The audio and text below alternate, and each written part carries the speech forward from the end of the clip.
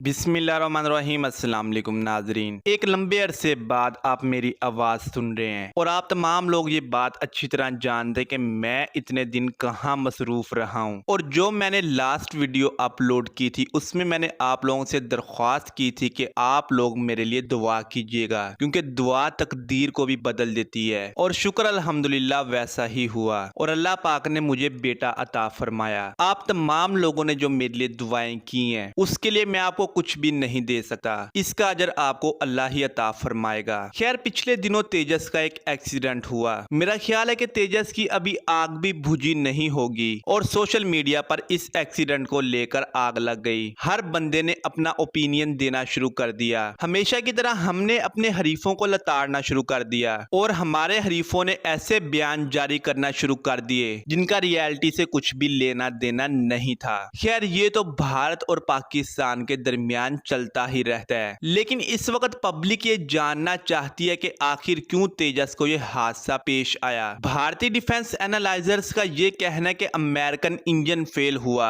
इस वजह से तेजस क्रैश हुआ, जबकि अमेरिकन की जानिब से कोई भी अभी तक इस क्रैश के ऊपर स्टेटमेंट जारी नहीं की गई। लेकिन जो चीजें मेरे सामने निकल कर आई हैं वो मैं आप लोगों के साथ शेयर कर देता हूँ। भारतीय एयरफोर्स इस वक्त जितने भी लड़ाका हथियार इस्तेमाल कर रही है उनमें से ज्यादातर के अंदर इजरायली इक्विपमेंट इस्तेमाल हो रहा है। तो चाहे वो मिग 21 हो या सुखोई Su-30 MKI हो या फिर तेजस हो, इन तमाम फाइटर जेट्स के अंदर ज्यादातर इक्विपमेंट इजराइल से बनकर आता है। और जब भी इन फाइटर जेट्स को कोई हादसा पेश आता है तो उसको टेक्निकल फेलियर का नाम दे दिया जाता है, लेकिन टेक्निकल फेलियर के अंदर कौन सी चीज फेल हुई ये नहीं बताया जाता और इन रिपोर्ट्स को कहीं ना कहीं पर दफना दिया जाता है। जो तेजस का ताजा क्रैश हुआ है उसके अंदर भी इजरायली इक्विपमेंट फेल हुआ है। हुआ कुछ इस तरह के जो पावर इसके कंप्यूटर को मिलती है वो अचानक डिस्कनेक्ट होगी, जिस वजह से पायलट इस फाइटर जेट के ऊपर अपना कंट्रोल खो बैठा। लेकिन फिर भी पायलट ने हार ना मानते हुए इस फाइटर जेट को कंट्रोल करने की बहुत ज्यादा कोशिश की। ये इस तरह कह लें कि आखिरी वक्त तक वो ये कोशिश करता रहा कि मैं इस फाइटर जेट को क्रैश होने से बचा लूं। इस फाइटर जेट के पायलट ने इस फाइटर जेट को ग्लाइड करवाने की भी कोशिश की ताकि इसकी स्पीड स्लो हो सके और कोई सही जगह देखकर वो इसको लैंड करवा सके। लेकिन क्योंकि सारा सिस्टम इस फाइटर जेट का बंद हो चुका था, इस वजह से पायलट इसको ग्लाइड भी नहीं करवा सका और ना ही इसकी स्पीड स्लो कर सका। इस दौरान पायलट ने यह भी कोशिश की कि अगर मैं इसके लैंडिंग व्हील्स को खोल दूं तो शायद इसकी स्पीड कम हो जाए, लेकिन जब उसने लैंडिंग व्हील्स को खोलने की कोशिश की तो पावर ना होने की वजह से लैंडिंग व्हील्स भी खुल नहीं पाए। जब पायलट ने देखा कि हर दरवाजा बंद हो चुका है तो उसने अपनी जान बचाने के लिए इस फाइटर जेट से इजेक्ट कर लिया और मैं इसको एक अक्लमंदाना फैसला समझता हूं। उसकी वजह यह कि फाइटर जेट्स तो दोबारा बन सकते हैं, लेकिन जो जान एक बार चली जाती है वो दोबारा वापस नहीं आती। उसके अलावा पायलट्स की ट्रेनिंग के ऊपर जो खर्चा आता है वो हम सोच भी नहीं सकते।